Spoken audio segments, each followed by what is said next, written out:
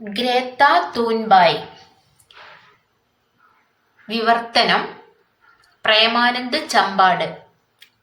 Greta Ernman Thunberg. ജനനം ജനുവരി 3, 2003. ആഗോളതാപനവും കാലാവസ്ഥാ വ്യതിയാനവും തടയാനായി അന്താരാഷ്ട്ര തലത്തിൽ ഉത്ബോധനം നടത്തുന്ന ഒരു സ്വീഡിഷ് പരിസ്ഥിതി പ്രവർത്തകയാണ്. 2018 ആഗസ്റ്റിൽ സ്വീഡിഷ് പാർലമെന്റ് കെട്ടിടത്തിന് പുറത്ത് കാലാവസ്ഥയ്ക്കായുള്ള സ്കൂൾ പണിമുടക്ക് ആരംഭിച്ചു. ഡിസംബറിൽ യുണൈറ്റഡ് നേഷൻസ് ക്ലൈമറ്റ് ചേഞ്ച് കോൺഫറൻസിനെ അഭിസംബോധന ചെയ്തു. 2019 ജനുവരിയിൽ ദാവോസിലെ വേൾഡ് എക്കണോമിക് ഫോറത്തിൽ സംസാരിക്കാൻ അവൾ ക്ഷണിക്കപ്പെട്ടു. 2023 ആൻഡ്രൂസ് ടേറ്റിനെ ബോഡി ഷേമിംഗ് നടത്തിയതിന് ധാരാളം വിമർശനങ്ങൾ നേരിട്ടു. Greta Thunberg. പുസ്തക പരിചയം നടത്തുന്നത് Yashodharan Perunad.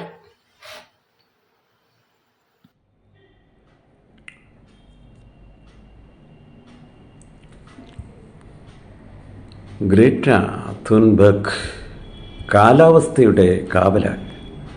Greta Thunberg. Premanand Champad, pelican books. Premanand Champad Kannur ജില്ലയിൽ തലശ്ശേരിക്കടുത്ത് പമ്പാട് ഗ്രാമത്തിൽ ജനനം. അച്ഛൻ മുണ്ടങ്ങാടൻ ഗോപാലൻ മേസ്ത്രി, അമ്മ നാണി. ദീർഘകാലം അധ്യാപകനായിരുന്നു. അംബേദ്കർ അവാർഡ്, വിശ്വദീപ്തി ചെറുകഥ അവാർഡ്, അധ്യാപക കലാവേദി അവാർഡ്, ഗുരുസാഹിതി അവാർഡ്, നരേന്ദ്രനാഥ് പഠനകേന്ദ്ര അവാർഡ്, കഥാപ്രസംഗ അക്കാദമി അവാർഡ്, ആശ്രയ പുരസ്കാരം, സംസ്ഥാന ബാലസാഹിത്യ ഇൻസ്റ്റിറ്റ്യൂട്ട് അവാർഡ് തുടങ്ങി നിരവധി പുരസ്കാരങ്ങൾ പ്രേമാനന്ദിന് ലഭിച്ചിട്ടുണ്ട്. 70-ലധികം പുസ്തകങ്ങൾ. ഭാര്യ ഗീത, മക്കൾ പ്രേംജിത്തും പ്രജിനയും. വിലാസം ചമ്പാട് PO, കണ്ണൂർ. ഗ്രേറ്റ തൂൻബർഗ്. ജനനം 2003 ജനുവരി 3. പിതാവ് സാവന്തേ തൂൻബർഗ്, മാതാവ് മലേന എൺമൻ. പിതാമഹർ ഒലോഫ് തൂൻബർഗ്, മോന ആൻഡേഴ്സൺ, ലാർസ് എൺമൻ, ഇവ എൺമൻ. ദേശീയത സ്വീഡിഷ്. പുരസ്കാരങ്ങൾ glamour award for the revolutionary.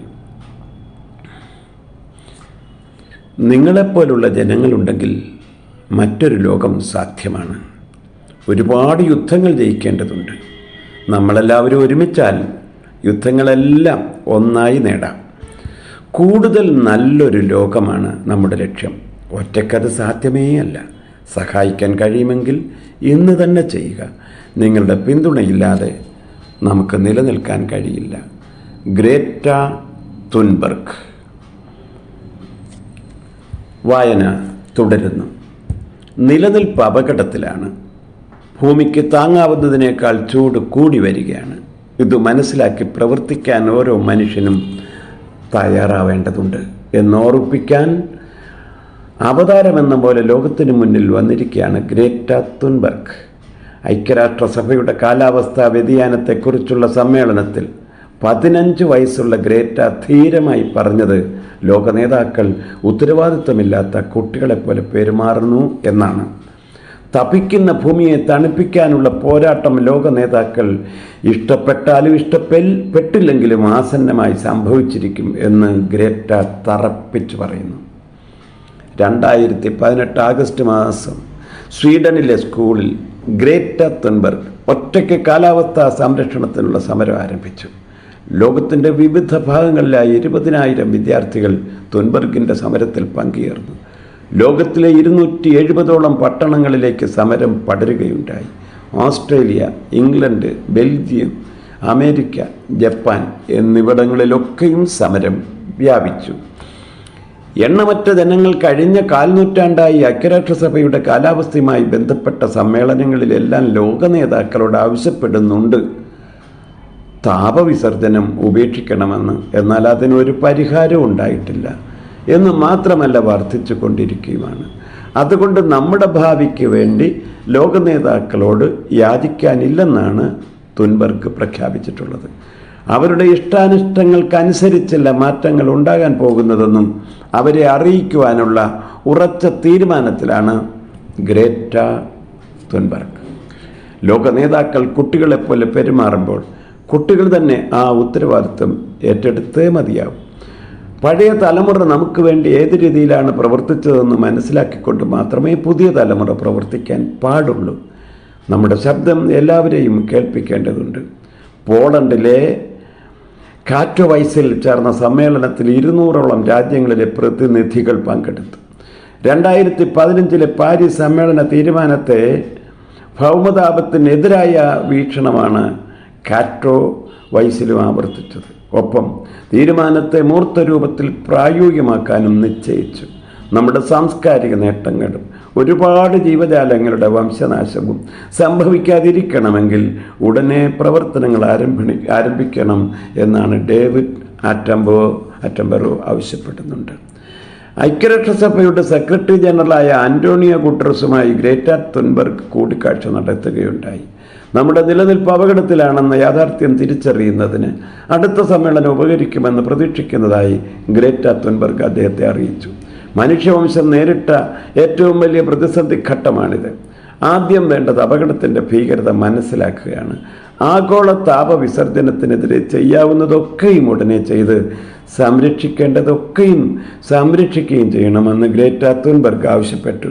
ഐക്യരാഷ്ട്രസഭാ secretary Guterres പറഞ്ഞത് അവർ തുടങ്ങിവെച്ച പ്രവർത്തനങ്ങൾ തുടരുവാനും പൂർത്തീകരിക്കുവാനും കാലാവസ്ഥ സംരക്ഷിക്കുവാനും പുതുതലമുറയ്ക്ക് സഹായം ലഭിക്കേണ്ടതുണ്ടെന്നും അവരുടെ ശക്തി കണ്ടെത്തി അവരെ രാഷ്ട്രീയമായി ആയുധം അണിയിക്കണം എന്നുമാണ്. ഓസ്ട്രേലിയയിലെ ടാസ്മാനിയയിൽ ഹൊബാർട്ട് എന്ന സ്ഥലത്തെ ഒരു സ്കൂൾ വിദ്യാർത്ഥിയായ ട്രോബി തോർപ്പെ സ്കൂൾ പ്രക്ഷോഭത്തിൽ പങ്കെടുത്തിരുന്നു. ടോബി പറയുന്നു, നമ്മൾ ഒരുമിച്ചാണ്, ഒന്നിച്ചതുകൊണ്ട് നമ്മൾ ശക്തരുമാണ്, നമ്മൾ കൈയൊഴിയുകയില്ല. എന്നാൽ ഓസ്ട്രേലിയയിലെ ഒരു മന്ത്രിയായ മാറ്റ് കാനവൻ വിദ്യാർത്ഥി പ്രക്ഷോഭത്തെ തള്ളിപ്പറഞ്ഞെങ്കിലും സെനറ്റ് പിന്നീട് ഒരു പ്രമേയത്തിൽ വിദ്യാർത്ഥികൾക്ക് പിന്തുണ നൽകുകയും ചെയ്തു.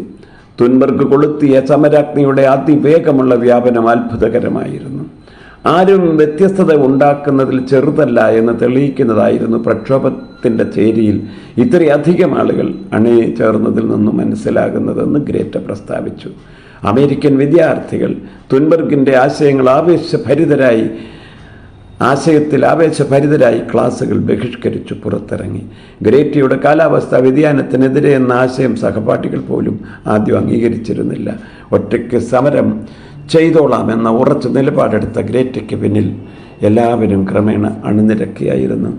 ആദ്യത്തെ 2 ആഴ്ച തുൻബർഗിൻ്റെ പ്രതിരോധം സ്വീഡിഷ് പാർലമെൻറ്റിന് പുറത്തായിരുന്നു. അതിനുശേഷം എല്ലാ വെള്ളിയാഴ്ചയും അവൾ സമരത്തിനിറങ്ങി. പഠനവും വിദ്യാലയവും അവൾക്കേറെ ഇഷ്ടമായിരുന്നു. പക്ഷേ കാർബൺ പുറന്തള്ളുന്നത് 15% ഓരോ വർഷവും കുറച്ചു കൊണ്ടുവരാൻ തുടങ്ങിയാൽ ഗ്രേറ്റ സമരം അവസാനിപ്പിക്കുമെന്ന് പറഞ്ഞു. സ്വീഡൻ ഒരു സമ്പന്ന രാഷ്ട്രമായതിനാലും ആൾവീതമുള്ള താപവർദ്ധിത വിസർജ്യങ്ങളിൽ വളരെ ഉയർന്ന നിലയിലായതിനാലും മറ്റേതൊരു ലോകോത്തര രാജ്യത്തേക്കാളും ഈ വിസർജ്യങ്ങൾ കുറയ്ക്കേണ്ടത് സ്വീഡനാണെന്ന് ഗ്രേറ്റ നിർദ്ദേശിക്കുന്നു. മറ്റു കുട്ടികളോട് സമരത്തിൽ പങ്കെടുക്കാൻ ഗ്രേറ്റ ക്ഷണിക്കുന്നില്ല. സമരത്തിനുള്ള പങ്കാളിത്തം ഓരോരുത്തരുടെ സ്വന്തം ഇഷ്ടമാണെന്നാണ് അവളുടെ അഭിപ്രായം. ഇല്ലാതാകുന്ന സമീപഭാവിക്ക് വേണ്ടി എന്തിനാണ് നാം പഠിക്കുന്നതെന്നാണ് അവൾ ചോദിക്കുന്നത്. ആ ചോദ്യത്തിനുള്ള അവളുടെ ഉത്തരം